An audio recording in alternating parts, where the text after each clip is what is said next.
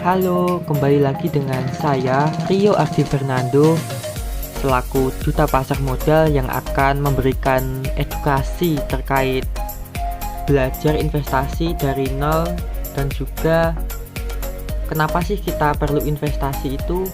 Mau tahu? Yuk simak video berikut ini. Nah, pada kesempatan kali ini kita akan membahas apa sih investasi itu. Apakah investasi itu sama halnya dengan menabung? Kan sama-sama menyimpan, Kak. Nah, untuk itu mari kita kupas satu persatu. Jadi, investasi merupakan kegiatan menanamkan modal pada suatu instrumen investasi, baik itu instrumen sektor real seperti emas maupun instrumen keuangan seperti saham, reksadana, dan sebagainya, di mana dengan tujuan untuk mendapatkan return atau keuntungan yang akan dibagikan kepada investor, kepada kita selaku seorang investor yang sudah menginvestasikan uangnya pada instrumen tersebut. Jadi simpelnya investasi itu yaitu kegiatan menanamkan modal dengan tujuan untuk mendapatkan keuntungan atau return.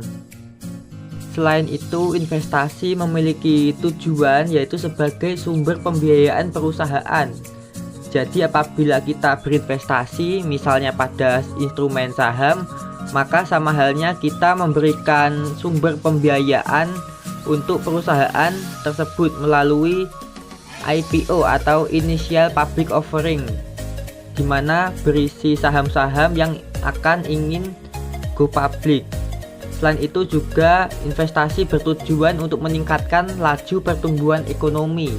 Tentunya kegiatan investasi ini ada kaitannya dengan transaksi jual beli yang memungkinkan untuk menambah laju pertumbuhan sirkulasi ekonomi menjadi lancar. Namun tentunya investasi itu tidak hanya mendapatkan keuntungan saja, namun terdapat resiko yang harus dipahami oleh seorang investor. Jadi keuntungan dan kerugian di dalam investasi itu berbanding lurus, di mana jika ada keuntungan maka ada juga kerugian yang harus dialami oleh seorang investor, atau dikenal dengan nama high risk high return. Resiko tinggi, keuntungan tinggi. Semakin tinggi keuntungan yang akan kita dapat, resiko yang akan dialami pula juga semakin tinggi. Untuk itu seorang investor yang cerdas harus memiliki tujuan dan juga ilmu yang cukup dalam berinvestasi, seperti analisa fundamental dan juga analisa teknikal guna meminimalisir resiko tersebut.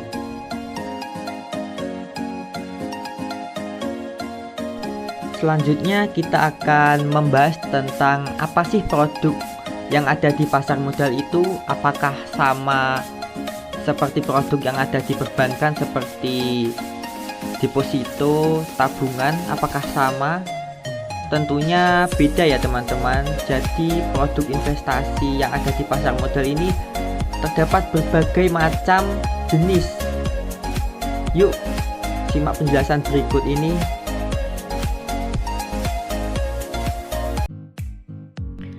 Macam-macam instrumen investasi yang ada di pasar modal.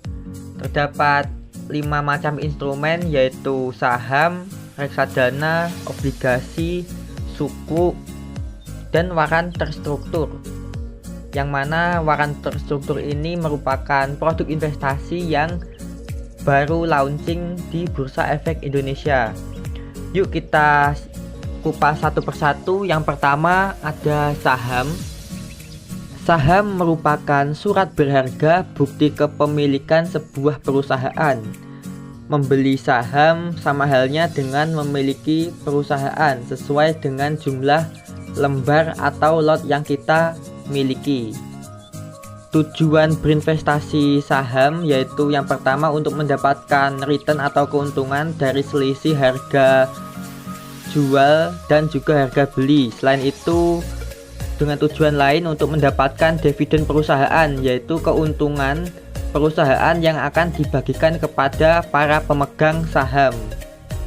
Yang kedua, ada reksadana, yaitu wadah yang dipergunakan untuk menghimpun dana dari masyarakat pemodal untuk selanjutnya diinvestasikan dalam portofolio efek oleh manajer investasi. Jadi reksadana ini kita sebagai investor hanya menitipkan uang kepada si manajer investasi, kemudian manajer investasi ini akan memainkan atau memutarkan uang kita yang untuk diputarkan di pasar modal, seperti itu.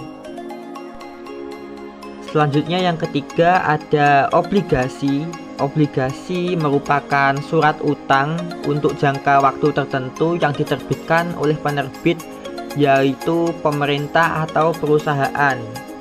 Lantas perbedaan apa sih saham dan obligasi itu? Jika saham itu tanda penyertaan modal seseorang atau badan usaha pada suatu perusahaan, sementara obligasi adalah surat bukti pengakuan hutang yang diterbitkan oleh penerbit obligasi dengan jangka waktu minimal 1 tahun. Jadi obligasi ini seperti surat hutang, teman-teman. Selanjutnya yang keempat yaitu ada sukuk. Sukuk atau dikenal dengan nama obligasi syariah merupakan surat berharga jangka panjang yang berdasarkan prinsip-prinsip syariah yang dikeluarkan emiten kepada pemegang obligasi syariah, yang mewajibkan emiten untuk membayar pendapatan kepada pemegang obligasi syariah berupa bagi hasil atau margin, serta mengembalikan kembali dana investasi di awal. Lantas apa sih perbedaan sukuk dengan obligasi itu? Kalau sukuk itu investasi yang berbentuk sertifikat kepemilikan aset, sedangkan obligasi merupakan surat hutang yang diterbitkan oleh penerbit seperti pemerintah atau perusahaan. Jadi simpelnya sukuk itu memiliki underlying aset berupa tanah, bangunan atau suatu bentuk yang memiliki wujud, sedangkan obligasi merupakan surat hutang. Seperti itu. Jadi obligasi itu surat hutang jangka panjang minimal 1 tahun. Nah, untuk keuntungannya, untuk sukuk ini keuntungannya berupa bagi hasil atau margin atau dikenal dengan nama kupon, sedangkan obligasi keuntungannya berupa bunga. Nah, yang terakhir ini ada namanya waran terstruktur atau struktur waran. Merupakan efek yang diterbitkan oleh lembaga keuangan yang memberikan hak kepada pembelinya untuk menjual atau membeli suatu underlying securities pada harga dan tanggal yang telah ditentukan. Waran terstruktur tersebut sudah pertama kali mencatatkannya launching di Bursa Efek Indonesia pada 19 September 2022. Dengan demikian, investor bisa menggelar transaksi jual beli waran terstruktur melalui broker atau sekuritas manapun. Nah, selanjutnya kita akan membahas terkait jenis-jenis saham. Tadi sudah saya jelaskan, saham merupakan surat berharga bukti kepemilikan atas suatu perusahaan. Jenis saham dibedakan menjadi 2, yaitu saham biasa dan juga saham preference. Saham biasa merupakan jenis saham yang menempatkan pemiliknya pada posisi paling akhir dalam hal pembagian dividen. Jenis saham ini paling banyak dikenal oleh masyarakat dan juga paling banyak dipilih sebagai bentuk investasi. Dari segi ekonomi dan manajemen keuangan, saham biasa ini dibedakan secara kualitatif berdasarkan kualitas, reputasi, dan juga nilainya. Sedangkan saham preference atau preference stock merupakan jenis saham yang memberikan prioritas kepada pemegangnya. Pilihan prioritas yang bisa didapatkan oleh pemegang saham ini diantaranya adalah yang pertama, berhak didahulukan dalam hal pembayaran dividen. Yang kedua, berhak menukar saham preferen yang dipegangnya dengan saham biasa. Dan yang ketiga, mendapatkan prioritas pembayaran kembali permodalan jika perusahaan dilikuidasi. Oleh karena itu, saham preference diperdagangkan berdasarkan hasil yang ditawarkan kepada investor. Maka, secara praktis, saham preference dipandang sebagai surat berharga pendapatan tetap dan juga bersaing di pasar modal. Selanjutnya kita akan membahas terkait jenis-jenis reksadana yang ada di pasar modal. Bahwasanya reksadana merupakan salah satu produk investasi yang cocok untuk investor pemula dalam dunia investasi maupun bagi kamu yang hanya memiliki waktu terbatas seperti bekerja ataupun hal lainnya yang mungkin tidak bisa ditinggalkan untuk berinvestasi di reksadana ini, karena reksadana ini sebagai tempat untuk mengelola dana kita yang mana dikelola oleh seorang MI atau manajer investasi yang tentunya profesional di bidangnya. Oke, langsung saja kita membahas terkait reksadana yang pertama, yaitu reksadana pasar uang. Jenis reksadana ini memiliki kebijakan investasi 100% pada instrumen pasar uang atau surat berharga dengan jatuh tempo kurang dari 1 tahun dan cocok untuk pemenuhan tujuan keuangan dengan jangka waktu pendek kurang dari 1 tahun atau investor dengan profil yang sangat konservatif. Reksadana pasar uang ini memiliki resiko yang paling rendah dan imbal hasilnya juga relatif lebih kecil dibandingkan dengan reksadana lainnya. Selanjutnya yaitu ada reksadana campuran. Kenapa sih dinamakan reksadana campuran ini? Sesuai dengan namanya, reksadana campuran ini memiliki komposisi yaitu 79% ditaruh pada instrumen investasi reksadana pasar uang, sedangkan 21% atau sisanya itu diinvestasikan pada instrumen obligasi dan juga saham yang memiliki resiko dan keuntungan yang tinggi. Jadi reksadana campuran ini yaitu kombinasi antara beberapa produk investasi, yang mana tentunya reksadana campuran ini memiliki keuntungan dan juga resiko yang lebih tinggi dibandingkan dengan reksadana pendapatan tetap. Selanjutnya ada reksadana pendapatan tetap. Nah, di reksadana pendapatan tetap ini alokasi investasi lebih dari 80% ditempatkan pada efek yang memberikan pendapatan tetap seperti surat hutang atau obligasi, dimana kan obligasi itu memberikan return minimal 1 tahun sampai 3 tahun, cocok untuk pemenuhan tujuan keuangan dengan jangka waktu menengah antara 1 sampai 3 tahun atau investor dengan profil yang konservatif. Nah, selanjutnya yaitu ada reksadana saham. Reksadana ini mengalokasikan minimal 80% pada instrumen saham. Berbeda dengan reksadana campuran tadi yang mana 79% diletakkan pada instrumen pasar uang.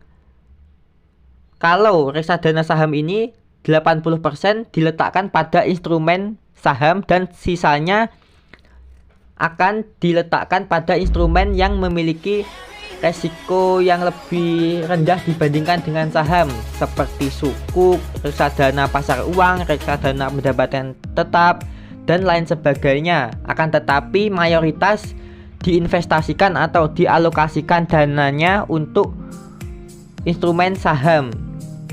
Nah, reksadana saham ini memiliki resiko yang cukup tinggi dibandingkan dengan jenis reksadana lainnya karena 80% diletakkan pada instrumen saham yang memiliki high risk high return, di mana semakin tinggi keuntungannya maka kerugian atau resiko yang akan dialami juga semakin besar. Selanjutnya yaitu ada reksadana syariah yang mana merupakan instrumen investasi yang dikelola oleh manajer investasi atau seorang MI, di mana mengalokasikan lebih banyak pada instrumen yang berbau syariah seperti sukuk ataupun saham-saham syariah yang masuk ke dalam kategori indeks ISSI atau Indeks Saham Syariah Indonesia maupun Jakarta Islamic Index. Intinya reksadana ini berbau syariah dan juga halal.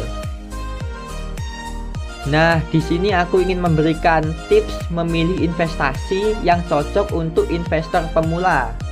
Apa aja nih? Yang pertama, sesuaikan dengan anggaran atau dana yang kita miliki.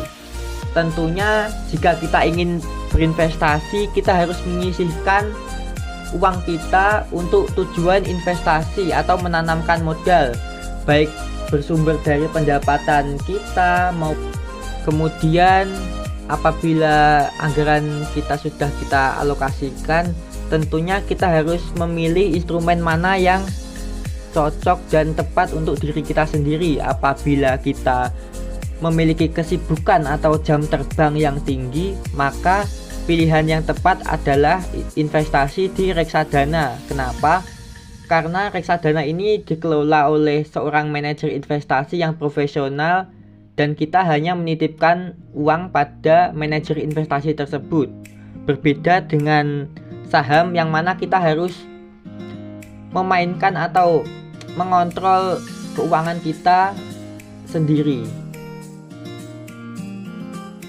Nah, yang kedua yang tak lain tak bukan yaitu self assessment atau evaluasi diri.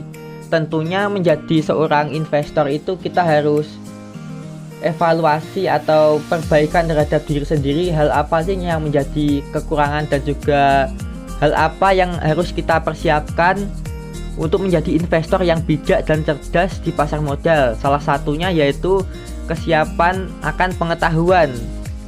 Solusinya dengan cara mengikuti SPM atau sekolah pasar modal maupun seminar yang diadakan oleh Bursa Efek Indonesia. Kemudian belajar analisa fundamental, analisa teknikal maupun analisa lainnya dengan tujuan supaya kita mengetahui instrumen mana sih yang cocok untuk kita beli atau instrumen mana yang akan kita gunakan untuk investasi. Yang ketiga yaitu tentukan tujuan investasi. Seorang investor yang cerdas tentunya harus bijak dalam memanajemen keuangan kita. Salah satunya kita gunakan untuk tujuan investasi jangka panjang atau investasi jangka pendek. Semua itu kita sesuaikan dengan alokasi dana yang kita miliki, kemudian waktu atau berapa banyak jam terbang kita dalam sehari-hari. Misalnya kita sibuk banget nih bekerja, maka instrumen yang tepat untuk kita investasikan yaitu pada reksadana.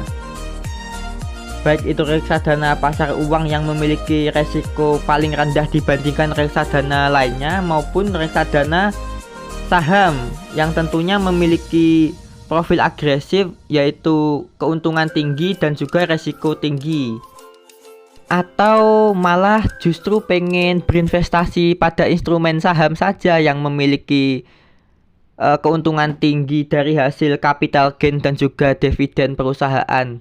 Semua itu kita tentukan dengan tujuan seorang investor masing-masing. Tujuannya untuk jangka panjang atau jangka pendek, dan semua itu harus kita pikirkan matang-matang dengan knowledge atau ilmu yang kita miliki. Misal kita jago analisa fundamental dan juga teknikal nih, maka instrumen yang cocok untuk mengelola dananya yaitu pada instrumen saham. Sekalian karena kita jago fundamental dan teknikal, sekalian aja trading saham. Seperti itu contohnya. Jadi tentukan tujuan investasi terlebih dahulu. Demikian edukasi yang dapat saya sampaikan terkait pengenalan investasi dan juga macam-macam produk investasi di pasar modal. Untuk video atau info selanjutnya bisa kalian kunjungi pada Instagram gis.febi.uwinsaid atau pada laman IG aku di @rioafrnd. Jangan lupa follow untuk mendapatkan edukasi maupun informasi tentang kegiatan lainnya. See you guys.